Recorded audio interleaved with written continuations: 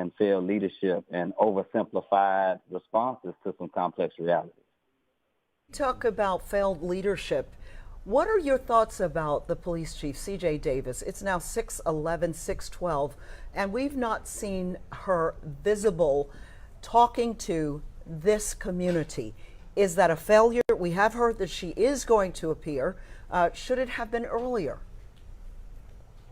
Well, I feel like her responsibility is to be accountable to the people of the city that have certain expectations when things like this happen. One of the expectations is that there would be a swift response that would be committed to full transparency, accountability, and bringing to justice whoever might be involved in this. Having said that, again, to not get too much into the sensationalism of it, she can respond for herself, and she needs to speak for herself and be held accountable for what she says and does and doesn't do, as well as those who are elected and employed and empowered to respond to these conditions. But I want to be clear and say, tonight, all of us have blood on our hands because we have either been involved in the construction of these conditions that make this type of violence so prevalent and common, or we've been too complicit in doing what it takes to improve the quality of life of so many Memphians that would make this less likely. So it's a tragedy all the way around. I know there'll be a whole lot of pointing fingers. I mean, I think Mayor Strickland has spent the last several weeks pointing fingers at the county administration or this group and that group. But so many people made so many promises about what they would do while they would be in office to lower crime. And we just see that the things that have been promised and the things that have been implemented up to this point, if we are all honest, it just has not worked. And I hope that people can collectively come together, reconsider some serious and substantial structural changes, knowing that the change won't happen overnight, but it's still something that has to happen sooner rather than later. Yeah, Reverend Fisher, I think we all agree with that we have to use those words coming together in a serious manner, not just give it lip service. Talk to me about the responsibility of community leaders and clergy such as yourself in getting that message to the people and trying to get through to our young people today, because I would imagine you're in touch with these people every day, our young people specifically. How difficult is it to get that message to our young people to avoid violence at all costs? Well, I think that it's important for us to admit and acknowledge that many civic leaders, faith leaders, and everyday people do a great job of reaching out to young people. I think the studies show that we don't have a substantial percentage. It's not 25, 50, or 80% of our young people or our families who are involved in this. The numbers show that there's a small percentage of people, usually less than 1%, that are responsible for over 50% of the crime and the violence. So I think it's important for us to put these things into perspective, which makes it more difficult when you have people in positions of power and authority who take the blanket approach of one-size-fits-all black criminality as the response to every answer. I do think for faith leaders in particular, the first thing for us is to ensure that the needs of a grieving family is being met. I think I heard earlier on y'all station from young Dolph's pastor, and so I'm sure myself, other clergy colleagues around the city, pledge our support to that church, that pastor, that family. I actually was in conversation with Dolph's aunt about some efforts that we were supposed to be involved in over the next several weeks in terms of an angel tree Christmas program for parents of children whose parents are incarcerated. So there are some wonderful ways for us to do our part, and I think it's fair to say the vast majority of us are, but we have to make sure that those who have the power and privilege, the majority of the power and privilege are doing their part as well. But in the meanwhile, all of us just have to have our hands on deck and do the best we can to meet the needs of the people who are in our networks. Are you worried right now, Reverend Fisher, about the calm that we know is happening right now? Are you worried about sustaining that calm following the gunning down?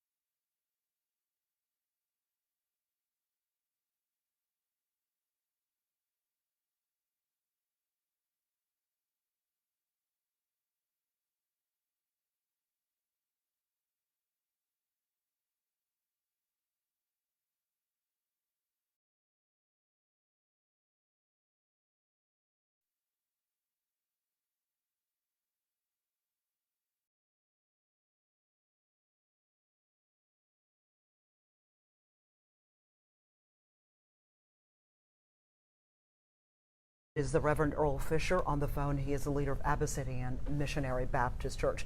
Thank you, Reverend Fisher. Yeah, thank you, Reverend Fisher, very much for your time. Thank you all. Yes, sir. Love and light to everybody. Peace. Yes, sir. You too. You know, tonight Memphis City Councilman J.B. Smiley is one of those out there calling for the issuance of a curfew. In fact, he sent Fox 13 a statement to that effect. It says, "I'm grieving like every other Memphian right now. Yet another tragedy, yet another murder due to senseless gun violence.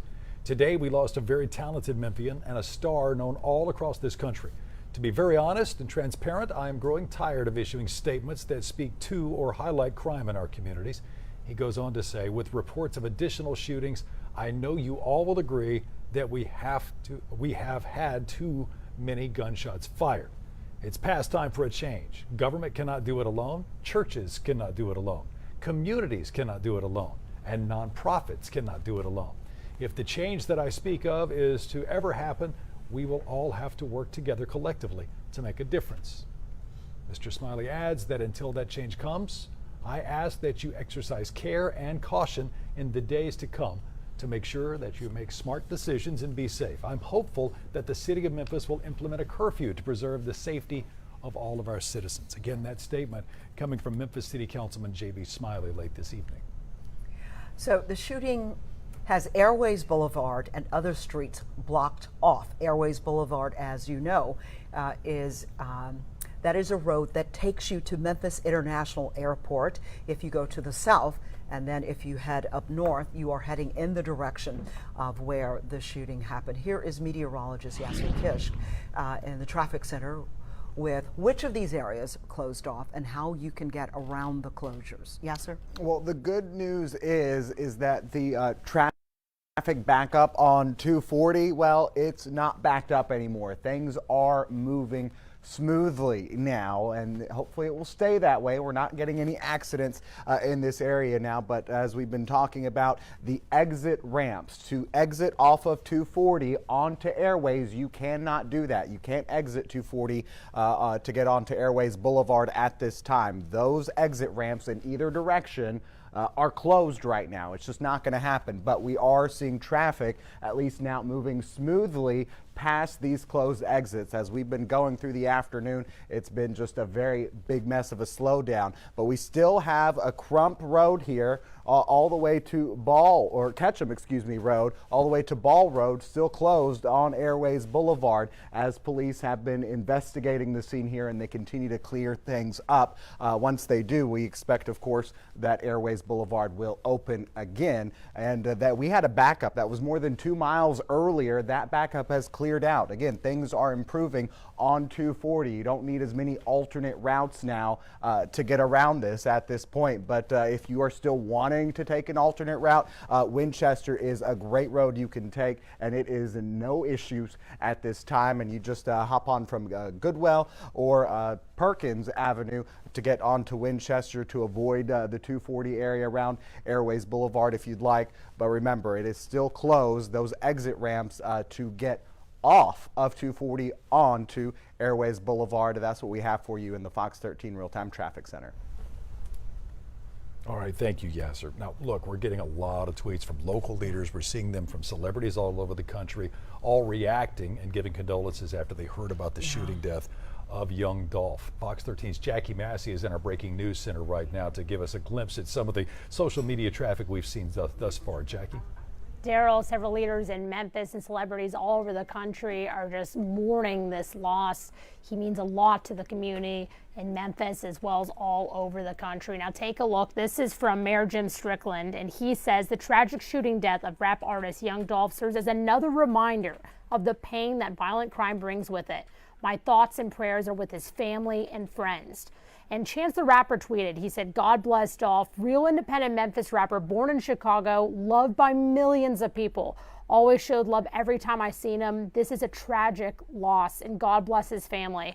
And the Breakfast Club and Early Morning Radio Show also shared their thoughts. It says, rest in peace, young Dolph. Your energy every time you pulled up to the show will forever be missed. Now, coming up tonight at 9 and 10, you'll be hearing more from city leaders and celebrities who are mourning this tragic loss.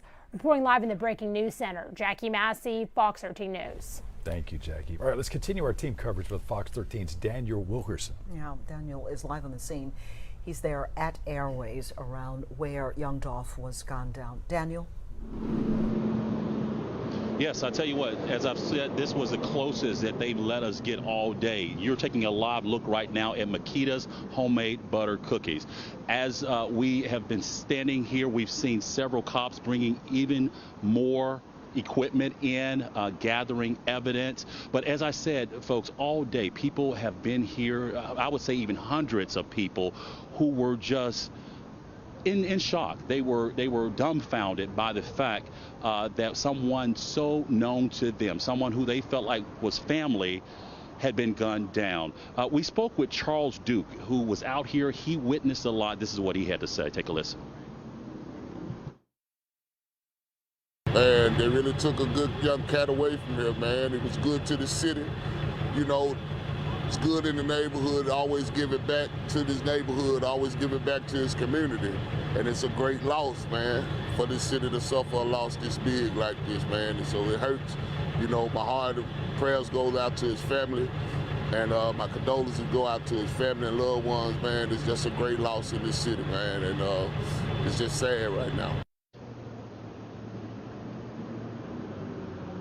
As we bring you back out here live again, folks, you are taking a live look here on Airways at the very spot where young Dolph, just 36 years old, lost his life, known and loved by so many. As I said, we've seen police on the outside. We've seen some on the inside. Benton, if you kind of zoom just to the left of that, that's broken out. And then if you go around to the right, there is one right there. I can tell you, when we zoomed in a moment ago, we saw blood on that seal. Of course, it's our custom that we do not show that on television, but for now we'll go ahead and send it back to Daryl and Merle.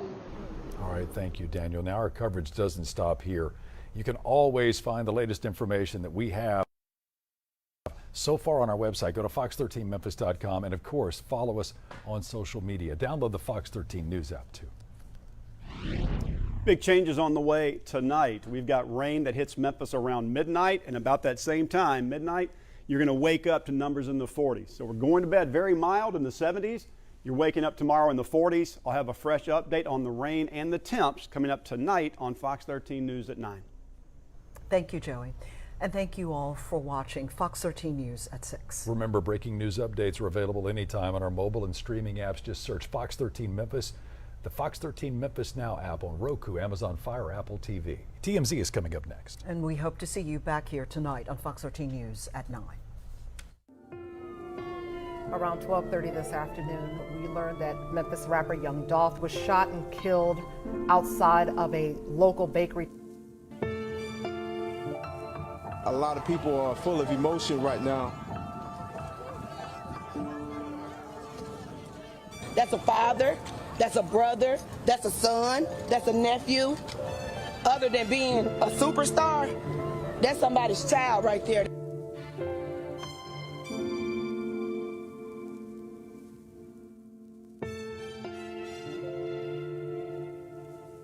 Injured, NST Strong is the way. 683-7000. Thank you for being a friend. Travel down Thank you for being a friend. All new season of Tamron Hall, weekdays. Steve Harvey powers the X Team. If roles were reversed, what might the turkey do to you on Thanksgiving? Eat my drumstick.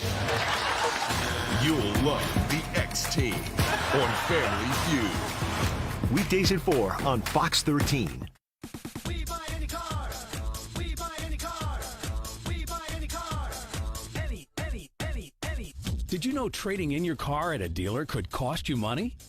A recent study found consumers who trade in their car pay an average of $990 more. So don't trade in. Sell it to We Buy Any Car. Learn more and get your free online valuation now at WeBuyAnyCar.com.